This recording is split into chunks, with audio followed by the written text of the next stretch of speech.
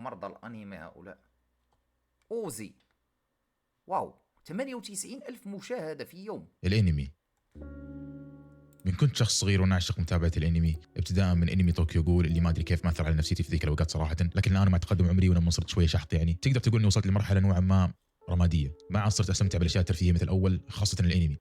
لكن قبل اسبوعين فكرت في نفسي وقلت ليش ما اجي اتابع انمي؟ وفعلا بدات اتابع مره ثانيه واعيد بعض الانميات واشوف المواسم الجديده منها واشوف انميات جديده حتى. ولاحظت شيء كبير مره ما لاحظته من قبل او لما كنت مدمن متابعه انمي، واللي هو قديش انه الانمي كان ياثر على عاطفتي بشكل كبير مره، مثل وقت الفرح واللقطات اللي تكون فيها سعاده.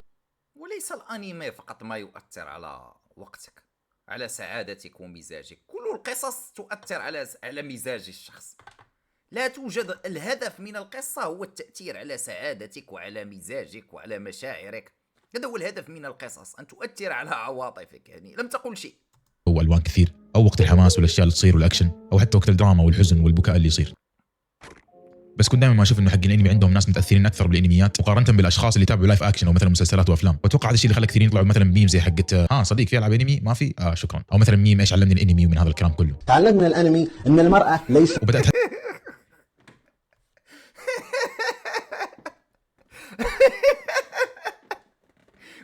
كلما زانت الجلسة واحد يجلد حمود، كلما زانت الجلسة يعطيه واحد تعلمت من الأنمي.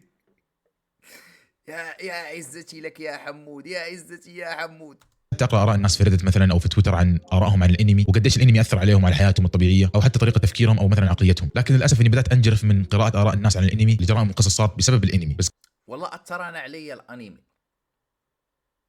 صرت أحب البنات يلبسون كوسبلاي، البنت بزي أرنوبة، بزي ممرضة، بزي راهبة. هذه الأشياء لم تكن عندي من قبل، ولكن أثر علي اليابانيون، والله جعلوني منحرف بعض الشيء. أبوي صدق لا أكذب عليكم. قبل ما ابدا المقطع يا اخوان، هذا هو حسابي في الكيك، اتمنى تضيفوني، ابث بشكل مستمر سواليف مع المتابعين وبرضه جداول يعني ثانيه، فتاكد انك مسوي الفولو.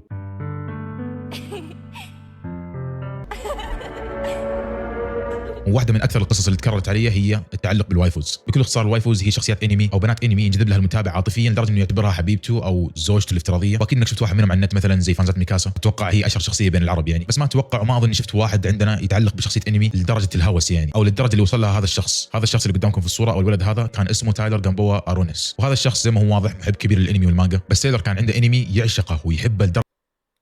هل تعرفون، أقسم لكم بالله أنني كنت أعرف واحدة، يعني صديقة دردشة. هل تعرفون عندما نكون صغار ونبدأ بإضافة الأجانب وغيرها، كنت أضفت واحدة نرويجية في الفيسبوك وكنت أتحدث معها. أقسم لكم بالله، أقسم بالله والله على ما يقول شهيد، هذه النرويجية والله أنها تزوجت شخصية أنمي. هل تعرفون ديت ذا كيد من سول إيتر؟ والله أنها ذهبت للكنيسة وحملت الوسادة الخاصة بها وقاموا لها بحفل للزواج بتلك الشخصية وغيرها. هل أكمل لكم القصة؟ لأن والله القصة بعدها تقريبا ب5 سنوات لكم أن تخمنوا، لكم أن سقطت من الدرج. هل تعرفون معنى السقوط من الدرج عند اليابانيين؟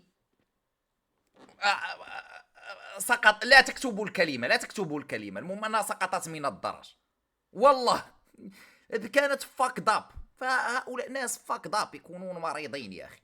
الجنون، واللي كان اسمه هيفنز لوست بروبرتي او ممتلكات السماء المفقوده. وهذا الانمي هو انمي كوميدي رومانسي وفي نفس الوقت اتوقع اتشي، واتوقع محتاج اتفصل لكم بمعنى كلمه اتشي يعني، بكل اختصار انمي وسخ. وقصته تتكلم عن شخص او ولد اسمه توموكي ساكوراي، واللي كان دائما يحلم بفتاه تظهر له من السماء فجاه، وفي يوم من الايام طاحت بنت من السماء وكان اسمها ايكاروس، وابغاكم تركزوا على هذا الاسم لانه راح يكون مره مهم في هذه القصه. وايكاروس هذه هي عباره عن كائن آلي بس في نفس الوقت ملاك او ملاك خارق، واللي بعدها صارت والله ان قصص الانمي رائعه. جالس في امان الله فجاه تسقط حسناء لديها اجنحه من السماء. يا ليت الحياة مثل الأنمي. وطبعا هؤلاء المهووسين يكونون مهووسين ببنات الأنمي، يعني بطل الأنمي جالس فجأة أتته البنت، نحن يجب أن تذهب وتدفع مهر وتدفع. طبيعي يا أخي، طبيعي شبابنا يتوحد ويجري وراء بنات الأنمي.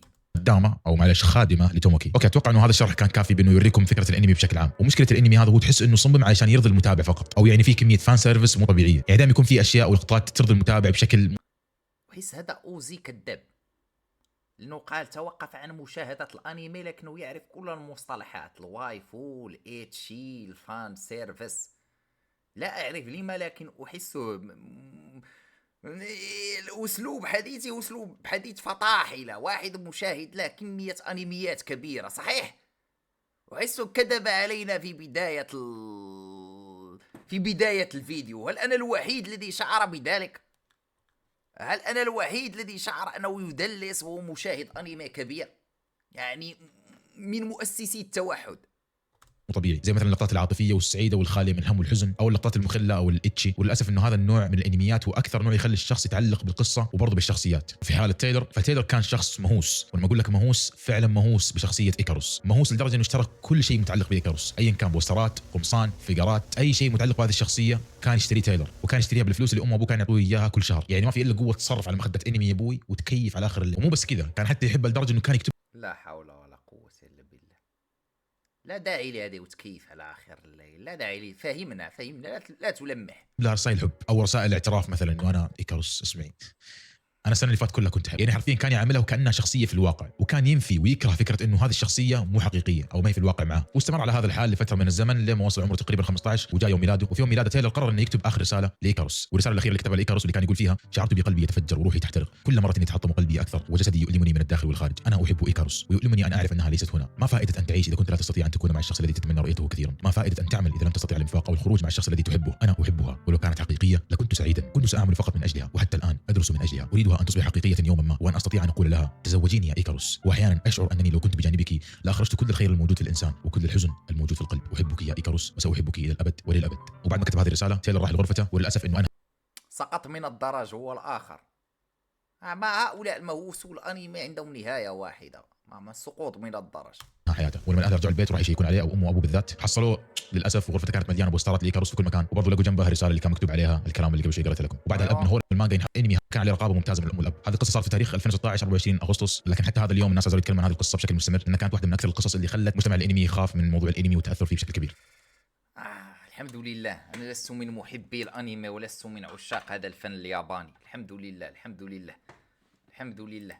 ابتعدوا عن مشاهدة هذا الهراء الصيني، ابتعدوا عن مشاهدة هذا العفن الصيني. كراتين الصين هذه لن تنفعكم لا في دنياكم لا في آخرتكم. والله أتحدث معكم بجدية. تخيل وات ليه هوملاندر محتاج يتعالج نفسيا. من سيعالج هوملاندر نفسيا؟ بالله عليك من سيعالج هوملاندر نفسيا؟ من هذا الطبيب الذي والله تخيلي ابنك يودع بسبب شخصيته هنتاي. لما أنا الحقيقي لسوء الخاتم. لما أنا في الحقيقي يوم من الأيام يجيني إيميل من شخص ما أعرفه شخصيا، وراح أقرأ بالضبط الكلمات اللي رسمها لي. أيوة أتتنا أموال. هل تنصحني أتابع موشوكو تنسي؟ وإذا تريد تتابع لما تحتاج نصيحتي؟ إذا تريد متابعة شيء تابعه.